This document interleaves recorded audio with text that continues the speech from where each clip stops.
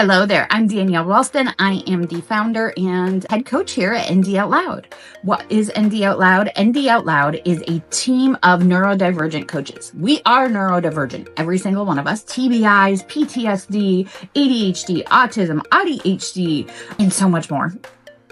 Bipolar disorder, all of the things. We also have a passion for supporting others like us, so you don't have to struggle like we did in our past. We have all taken trainings and certifications and all of that so that we can support you in living a better life and upgrading all of the things that are frustrating about your life. What is this session going to give you? This session is going to give you actionable tips. So yes, we're going to talk about our programs and all of the things that we offer, but I want you to walk away with something actionable for something that is overwhelming, frustrating, or just plain annoying you right now in your life. Or if you're a parent or a spouse of someone with neurodivergence, to help them as well. I want you to walk away with something today. So please sign up today for a free call. We can learn more about each other.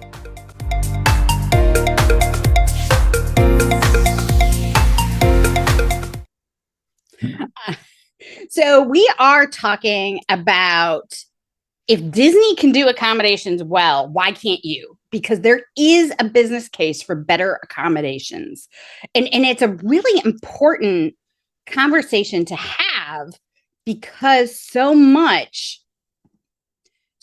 businesses, so many companies do not do accommodations well. And they definitely, especially if they have customers coming in or a part-time employee or something like that, really miss the mark on accommodations. And obviously we've talked about accommodations before. And heck, last week we went live and we discussed the accommodation issues that we had in our most recent team or retreat with Disney World and some success things that Disney could do to make it better, because there's always room to make things better. And we really want to talk about real world accommodations. So accommodations really look different than just having somebody fill out HR paperwork for compliance and ADA compliance. And I'm going to tell you right now, forcing employees to go through the process of filling out ridiculous paperwork on an accommodation of being able to wear their own noise canceling headphones needs to also stop. That is an accommodation discussion that should never even happen. Yeah, so the layer foundational element in this, from a labor market standpoint, as I'm the labor market expert and our team, is from a statistical perspective, you as a company, it's needed more than ever for you to really hone in on creating a policy for retention and for hiring new employees that is in line with what we're seeing with the labor market. So we know that there is a labor shortage that's happening throughout the United States. We know that more than 17% of the workforce is going to be gone 4 years from now. And that's a large number.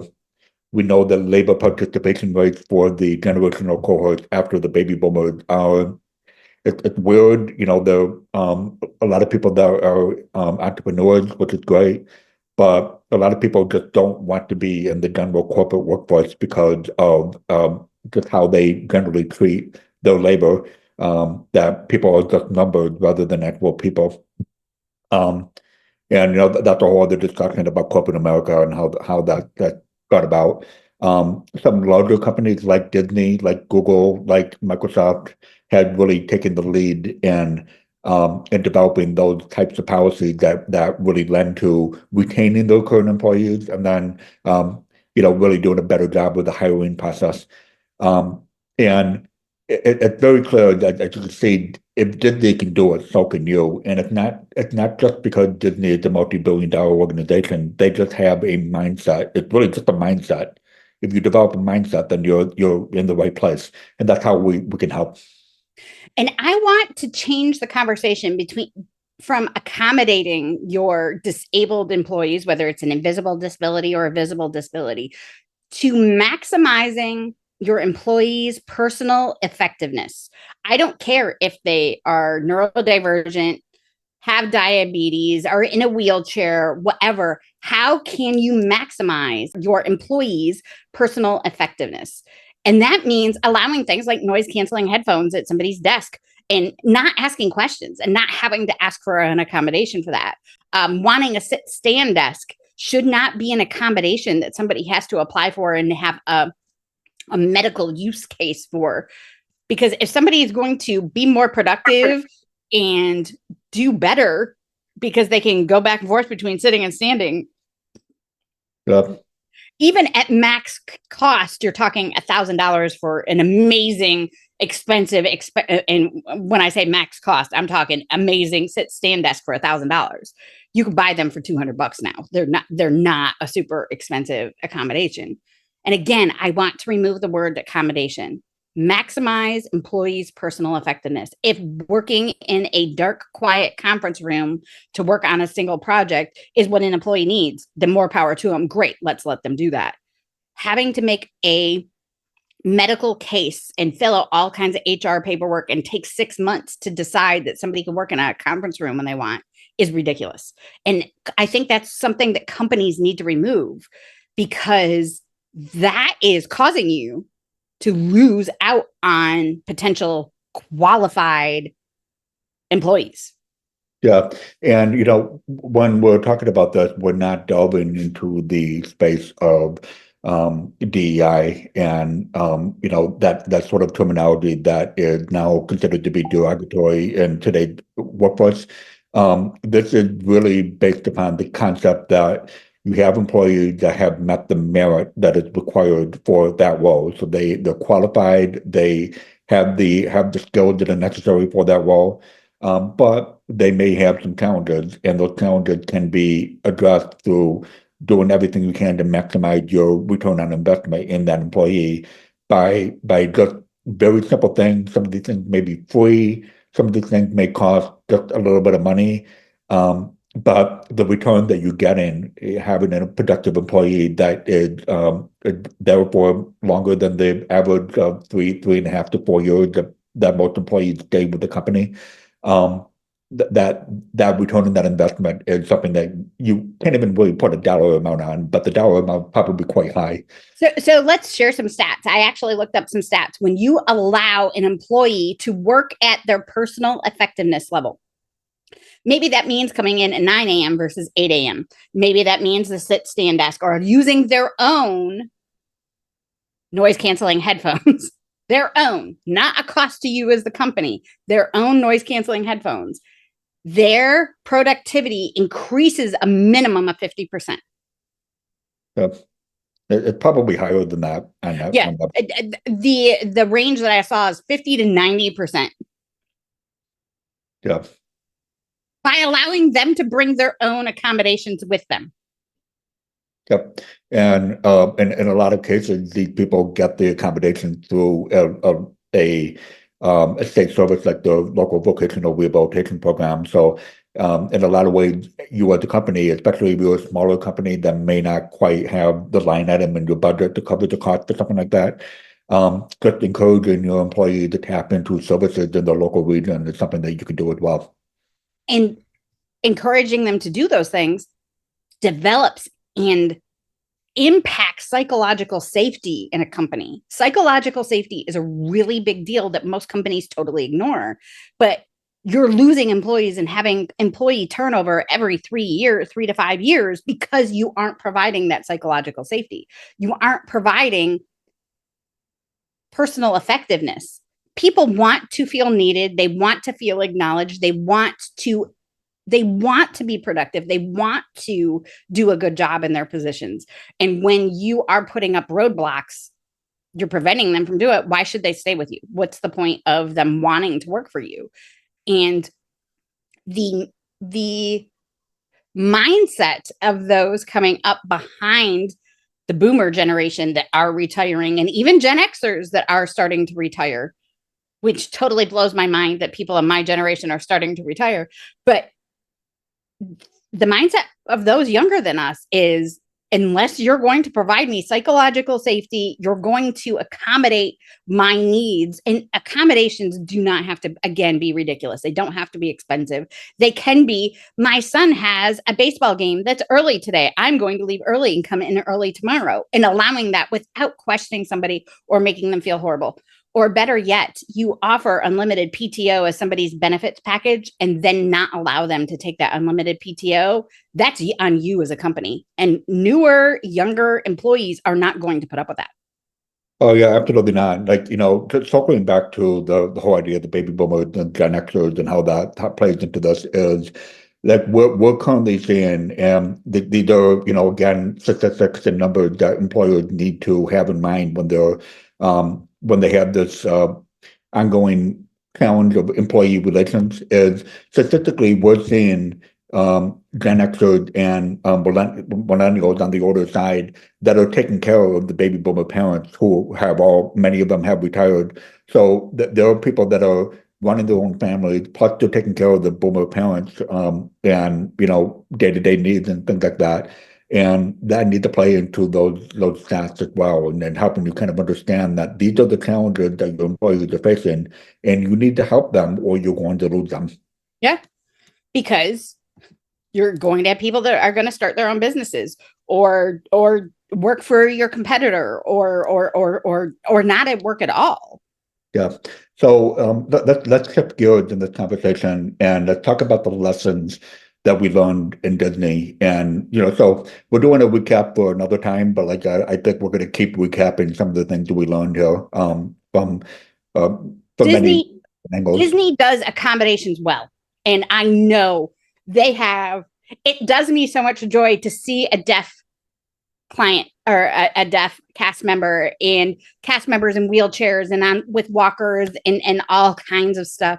We saw how Disney accommodated their employees to do jobs that you wouldn't necessarily think that they could do.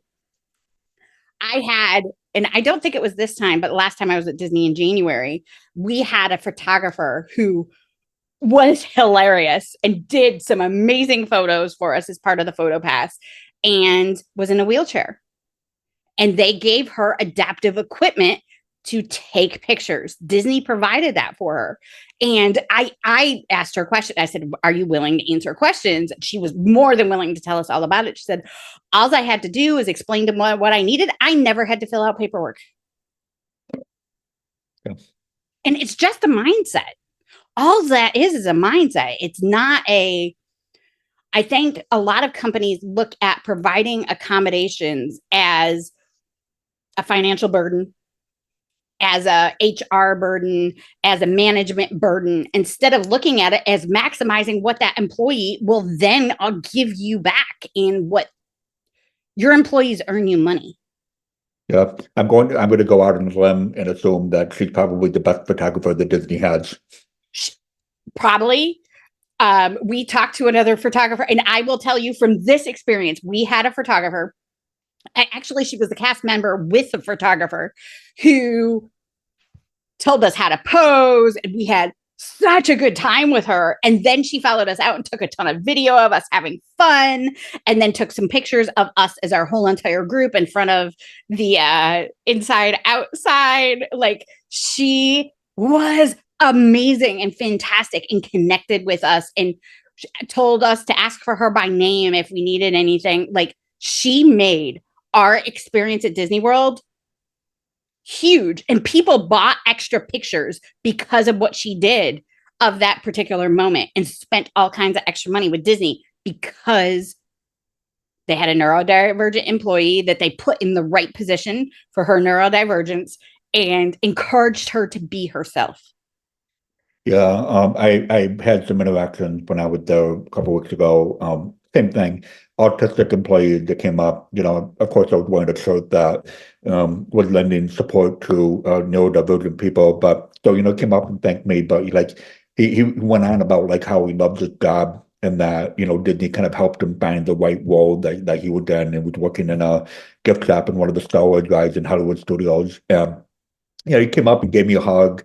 So that it was a sweet interaction, but he had mentioned that, then they kind of helped me through that process to find that role that he's in, and he's really, really happy in that role. And I would imagine he's probably the best employee in that gift shop. Absolutely. And again, all it takes is a mindset shift on what this looks like for a company, because they become, I will tell you, in the neurodivergence, because obviously that's my specialty is neurodivergence. Yeah. When we talk about entertainment spaces, and how they set the tone for cultural expectations and accessibility. I have some examples, but I know you're about to say something. So in entertainment spaces, when you set an expectation of, and again, this is something Disney does well, and I think they just, because they do well with this, but I also have seen this at concert venues and conference venues, even, that when you have an employee that has somebody coming up with a disability and is asking a question, and having the accommodation, the request met with compassion, without judgment. And this is like a 5-minute training for your employees. Compassion, no judgment, and an answer. Yeah. Huge. Like, it's simple, but huge. Yeah, it's very, very simple. And I've experienced this. I'm experiencing, I can't say that word today, this more and more, the more wheelchair restricted I am. And I call it restricted because I am, unlike some people in a wheelchair who can maneuver themselves around and stuff, even my power chair is exhausting for me sometimes. So I am learning how to find the help that I need being in some of these spaces. Yeah. And just to say, like, most Disney employees really, really help you and accommodate you in that process. So they have a mindset that they teach their employees, and 99% of them are wonderful. Yeah. And obviously we've talked about where we had I had in particular one really negative interaction on this, and Disney went above and beyond to turn that experience around for me as a customer. Yeah, and very quickly as well. Yes. Yes, it was very impressive. Yeah. One of the things that I noticed is this was at Epcot in the day that you and I were alone that day, and they had like this dance party in a section where they had a bunch of characters, and up on the screen everything was closed captioned and also in different languages as well to accommodate those with different languages. And I was really impressed by that they had that mindset. So that means now people with disabilities or people with communication barriers can participate in whatever this. I'm more of a Disney person than I was a couple of weeks ago, but I don't quite remember what the characters were. But like it was for Encanto. It was an Encanto dance party, and I will tell you, later that week when we came back, I went by there and they had the same thing going on because it's scheduled for certain times of day. There was a little boy out there, a little tiny boy out there with his walker, and he was dancing, and one of the cast members was down there dancing with him. Yeah. And so many of those things are not available to those of us that are physically disabled, visually disabled, being hearing impaired, things like that aren't always available to us. So when they are, it's even more special when those cast members and those employees go that one step further to bring you into that experience. And it's fantastic when that happens. But how can we teach companies? And I'm writing my whole dissertation on this for companies. How can companies take those things that we experience in Disney World and bring them into their company? So let's kind of switch gears and talk about that a little bit, because it's not just about parks and hotels and Disney World and all of those kinds of things. How can you bring that in as a company? Number one, I'm going to tell you, don't make requesting an accommodation to maximize somebody's personal effectiveness a barrier. Absolutely. Yeah. And that's probably the bottom line, but like Disney had the reputation, and that reputation is very clear that that you're going to participate with a company that whether you're there as a customer or there as an employee, that they're going to do everything they can to make it accommodating for anybody. And there's something they could do a little bit better, and we've had some conversations about that, and maybe we'll touch on it a little bit again. But like just from a brand perspective, that they care about this. So that's what you need to do as a company is to shift the mindset in which you are working to develop a reputation that would, but first of all, it would help you with retaining your current employees. So, we've talked in the past in other conversations about how when you develop the policies and procedures, which ND Allowed and ND Visionary Partners can help you with, of creating that culture of acceptance and that culture of what's necessary to host these people with disabilities, which again we need to do from a statistical perspective.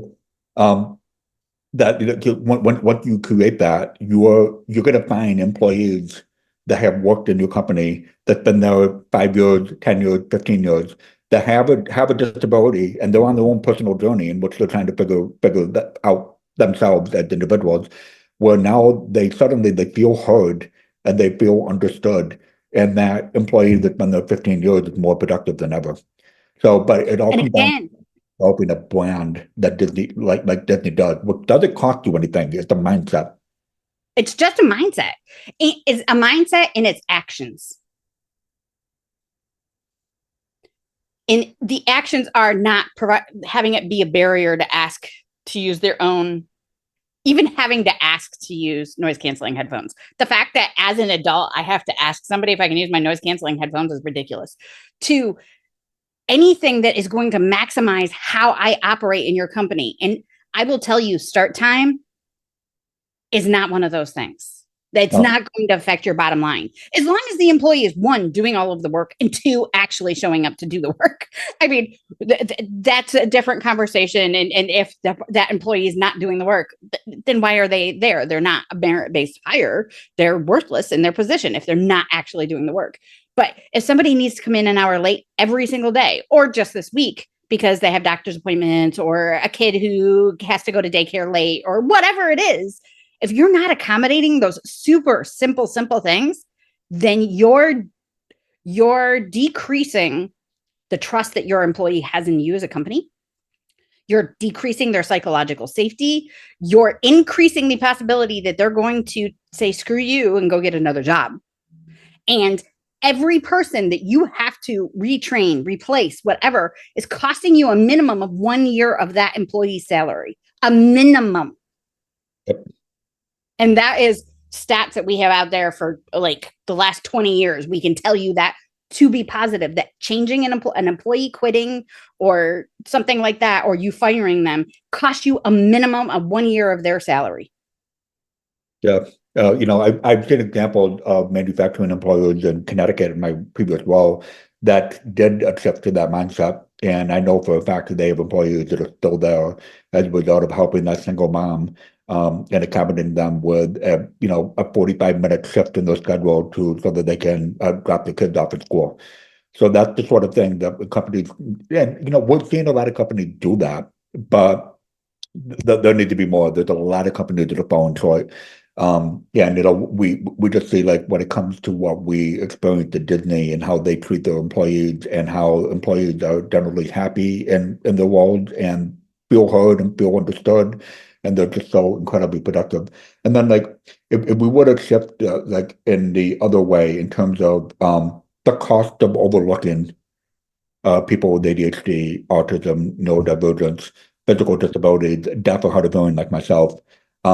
Like what does it cost a company for not to do that? Now let's look at this from a Disney perspective.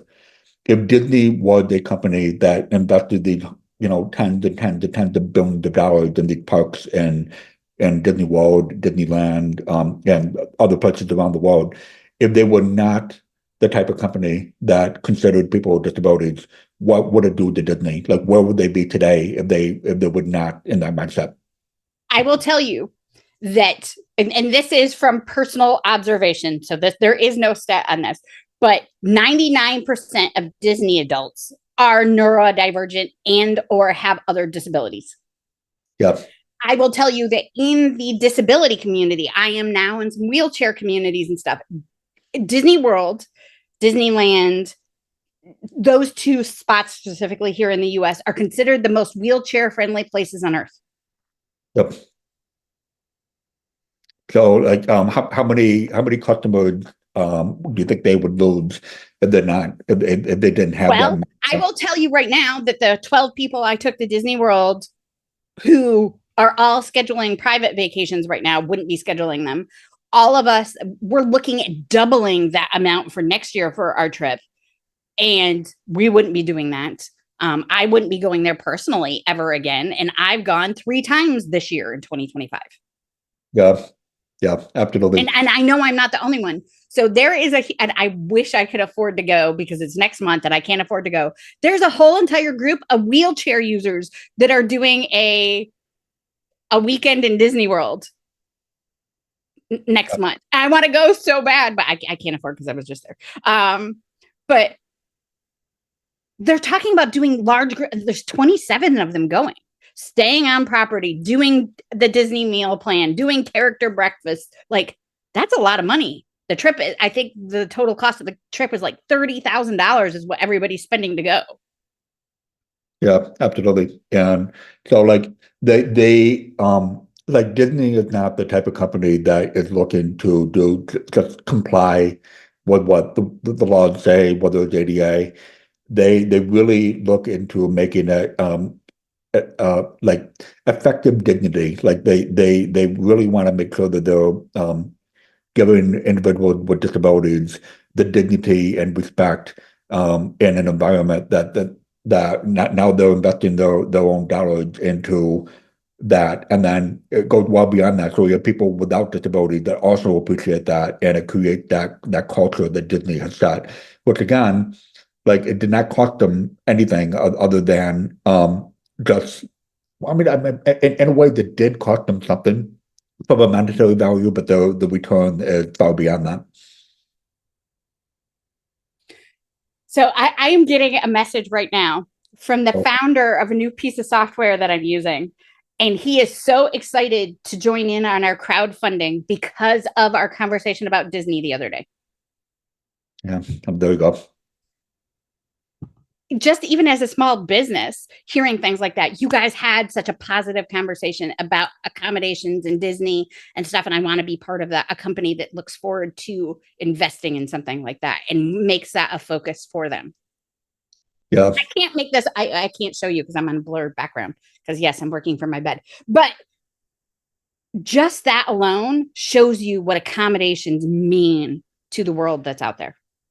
Yeah, absolutely. The concept of accessibility and creating accessibility is there's an incredible market in that.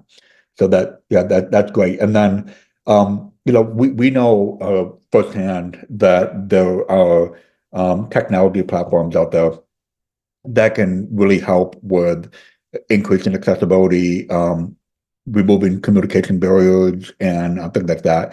Like I worked with a company just prior to a trip in Disney World. I did a conference with a company called Translate Live that has like just absolutely mind-blowing tools that allow you to use actual devices that they have or QR code. You scan it. You can pick one of the 200 languages, the dialects that are in there, including ASL, and you can have a real-time communication and translation in any language. And that platform costs very little compared to what you would get in return. So like when you're talking about the labor shortage that we have now, tapping into people that have language barriers and having the technology platform that is so inexpensive, it's just something that companies should start integrating now. There's so much out there for companies to use. If you don't know what's available, hire somebody like ND Visionary Partners, ND Out Loud, because we do know what's out there. We do invest in this in a very real way. And companies really need to step up or they've got 5 years to step. You need to start stepping up now in order to beat and get the best of the best that exists for employees. If you aren't stepping up now, you're missing out. Accommodations, DEI, these are words that we've heard for years, and they bring negative thoughts to mind as a company, but they don't have to, because when you look at maximizing personal effectiveness, that's all you need to change your mindset to. Remove the barriers and maximize your employees' personal effectiveness. That's how easy it really is. It's a mindset shift. If you have questions, if you need support, if you need help, if you're not sure how to hire from some of these invisible disability communities because you want to get some of the best, let us know. We absolutely can help you do that. Have an amazing day.